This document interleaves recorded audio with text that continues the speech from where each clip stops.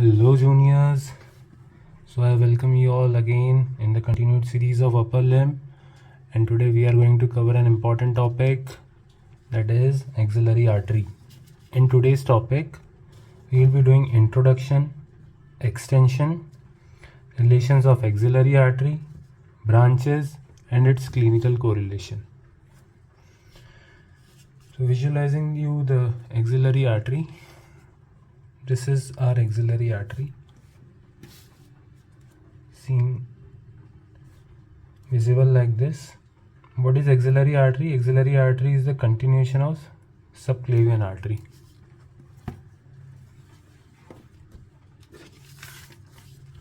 Axillary artery, continuation of subclavian artery. It extends from outer border of the first rib till lower border of teres major muscle. Showing you with the help of application.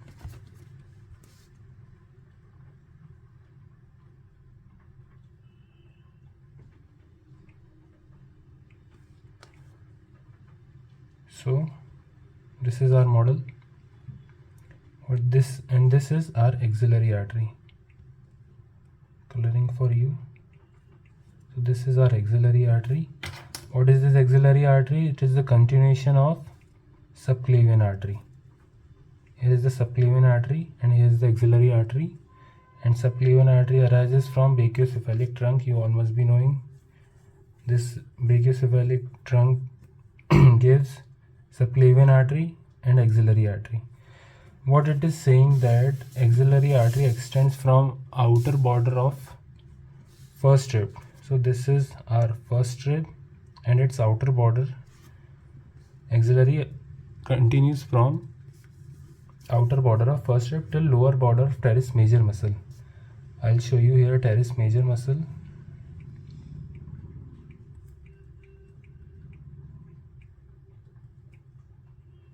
So this is our teres major, outer border of first rib and teres major, lower border of teres major muscles. Next point, pectoralis minor muscle crosses the artery and divides into three parts. So basically our axillary artery is divided into three parts, which is divided by pectoralis minor muscle. Let me show you once again.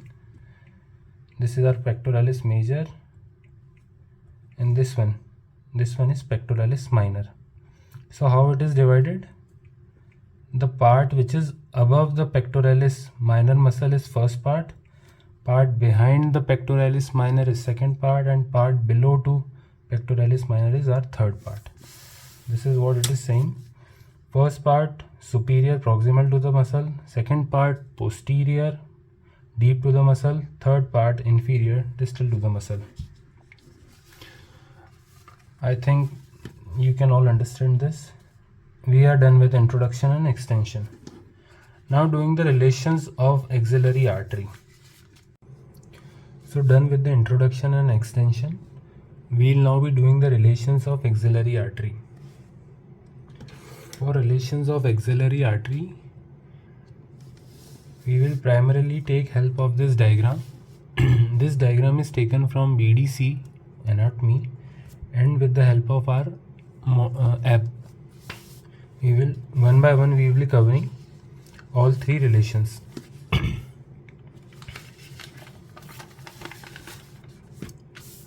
First, relations of first part of axillary artery.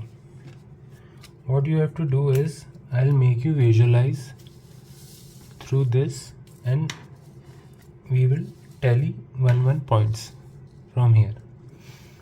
Relations of first part. Anterior is formed by pectoralis major. First of all, pectoralis minor divides the axillary artery into three parts, and above pectoralis minor is the pectoralis major. So this is our axillary artery, this is our axillary vein. This will be medial, this side will be lateral, anterior and posterior. So pectoralis major forms the anterior part. Secondly, loop of communication between lateral and medial pectoral nerve. This is not shown here. I will show you with the help of diagram.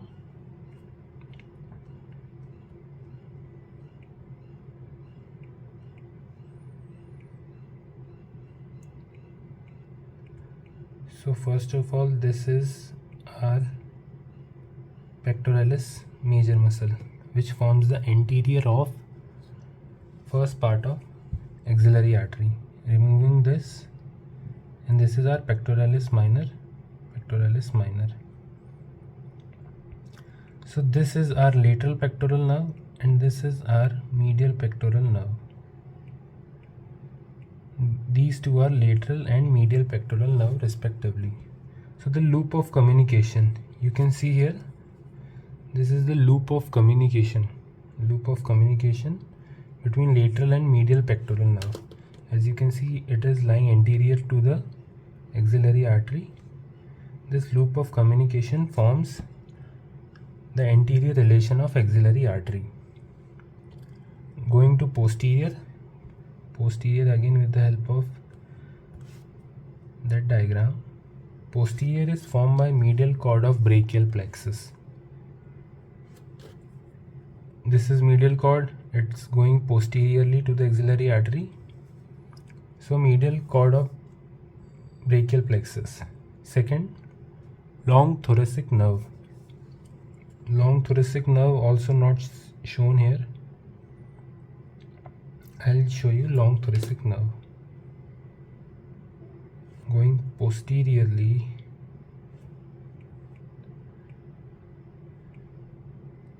this is our long thoracic nerve. Again marking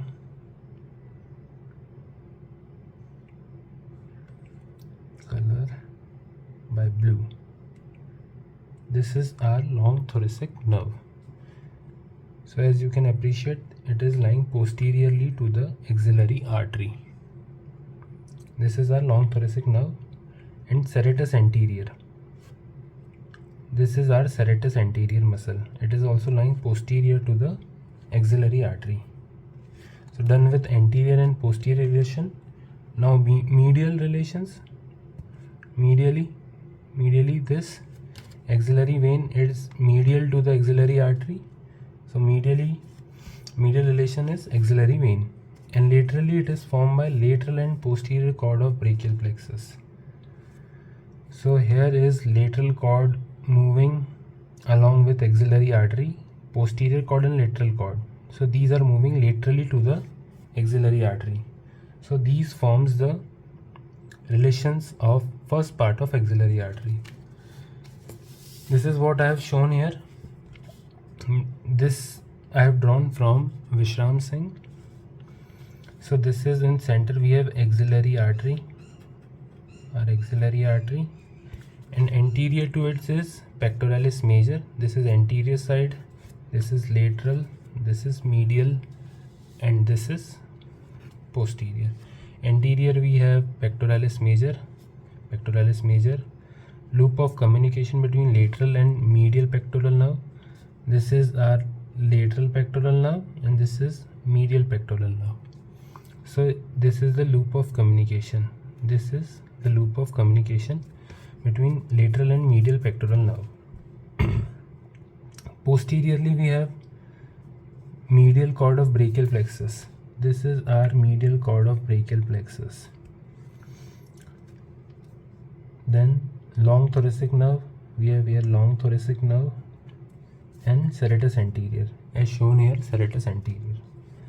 Medially I have axillary vein, this is axillary vein, and lateral, and in lateral relations we have lateral and posterior cord of brachial plexus. This is lateral cord of brachial plexus, this is posterior cord of brachial plexus. I think you all have understood the relations of first part of axillary artery. So done with the relations of first part of axillary artery. Now similarly doing relations of second part of axillary artery. Anteriorly it is formed by pectoralis minor muscle and pectoralis major. Showing you with this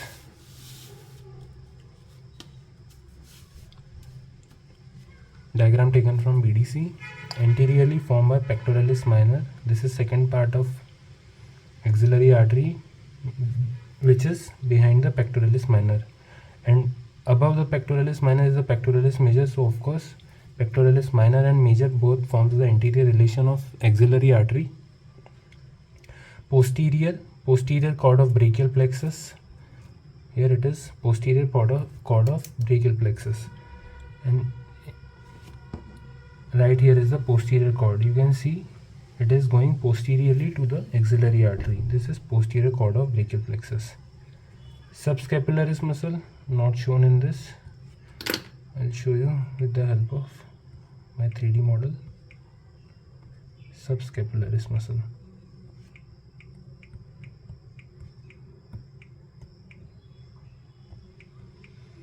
This is my subscapularis muscle. You can appreciate this is behind the second part of axillary artery. Medially, again going medial, we have medial cord of brachial plexus. This is our medial cord going along this way, medial cord. So it is medial to the axillary artery and axillary vein already medial to the axillary artery. Now the last, lateral cord of brachial. This is lateral cord of brachial plexus going laterally to the axillary artery. This is what same I have drawn. Anterior we have pectoralis major muscle and pectoralis minor. Center axillary artery, and posteriorly we have subscapularis and posterior cord of brachial plexus. This is posterior cord of brachial plexus. Medial I have axillary vein and medial cord of brachial plexus. This is medial cord of brachial plexus. And laterally I have lateral cord of brachial plexus. Done with the relations of second part of axillary artery. Now completing the third part of axillary artery. Again, third part of axillary artery. Anterior by medial root of median nerve. This is third part, that is below the pectoralis minor, corresponds to the third part of axillary artery. Anterior by medial root of median nerve. This is medial root of median nerve, this one. As you can appreciate, this one is lateral root and this one is medial root of, and both forms the median nerve. This is median nerve. So this once again lateral root, medial root. The medial root of median nerve forms the anterior relation of third part. Posteriorly again I have this. Posterior I have radial nerve, axillary nerve. Subscapularis, teres major. I'll show you both these muscles in my 3D model. Radial nerve. Radial nerve, here comes the radial nerve. As you can appreciate, this radial nerve is posterior to the third part of axillary artery. Done with radial nerve and axillary nerve. Axillary nerve is a branch coming out of posterior cord, gives branch, that is axillary nerve, and same posterior cord gives the branch radial nerve. So both axillary nerve and radial nerve forms the posterior relation of third part of axillary artery. Showing you here the both muscle. This is our subscapularis and this one is teres major. Both are posterior to the axillary artery, third part of axillary artery. Medial, once again, medially I have this axillary vein. This was our medial, this was our lateral. So medial we have axillary vein and medial cutaneous nerve of forearm. Medial cutaneous nerve of forearm, here it is, medial cutaneous nerve of forearm. It is also going medially to the third part of axillary artery.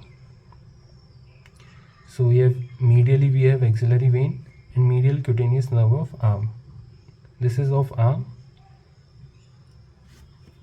and this one medial cutaneous nerve of forearm. This is of our forearm. Thirdly, medial we have ulnar nerve. Ulnar nerve is right here. This is ulnar nerve. More medially to the medial cutaneous nerve of forearm, we have ulnar nerve. So what three relations medially? We have axillary vein. This is our axillary vein, medial cutaneous nerve of forearm, and ulnar nerve. All three are medial to the axillary artery. Laterally we have musculocutaneous nerve. So this is our musculocutaneous nerve going laterally. So if you just visualize and remember this single diagram given in BDC, you will be able to draw all three relations, all three parts of relations of all three parts of axillary artery. So same I have drawn here. Anteriorly we have medial cord, medial root of median nerve, medial root of median nerve. Posteriorly I have radial nerve, axillary nerve, teres major, subscapularis. Medially I have medial cutaneous nerve of forearm, axillary vein. This is axillary vein drawn here, and ulnar nerve. Let's draw from ulnar nerve. I have this is corresponds to ulnar nerve. Lateral, I have musculocutaneous nerve of forearm. Okay, musculocutaneous nerve. So done with all three relations of axillary artery.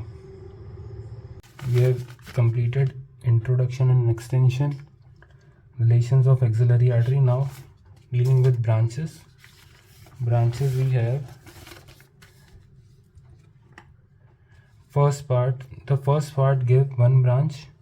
Now it is easy to remember that first part give one branch, second part gives two branch, and third part gives three branches. This was our axillary artery, first, second, third. Now doing its branches.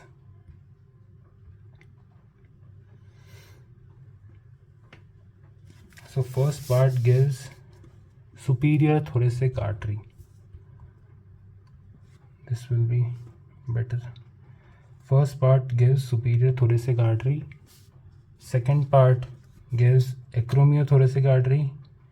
This is also known as thoracoacromial artery.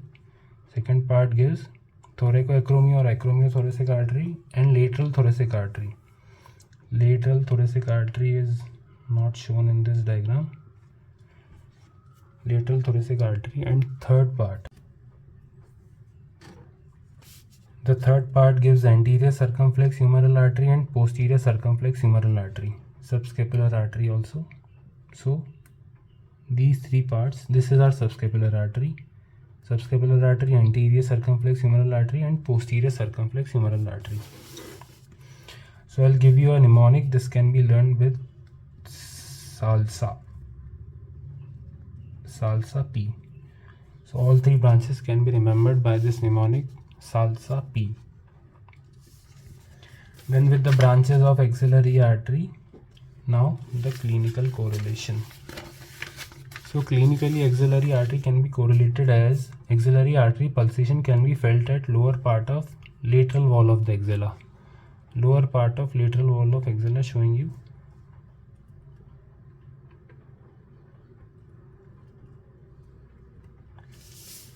It can be felt here. This is our lower part of lateral wall of axilla. To check the bleeding from the limb, artery can be pressed against the humerus. So artery can be pressed against the humerus. Thirdly, So now in the last we have scapular anastomosis serve as potential pathway between the first part of the subclavian artery and the third part of the axillary artery to ensure adequate circulation of the upper limb. So what he is trying to say that if there is any blockage in the subclavian artery, if there is any blockage in the subclavian artery, any blockage in between the subclavian artery and third part of axillary artery, any blockage in between this course, so the anastomosis, which means the collateral circulations, now any artery must have arrived from there and connected right here. So any anastomosis or collaterals, we say them collaterals, serve as potential pathway when any blockage is present between subclavian artery and third part of our axillary artery. Hope you have understood this topic. Thank you.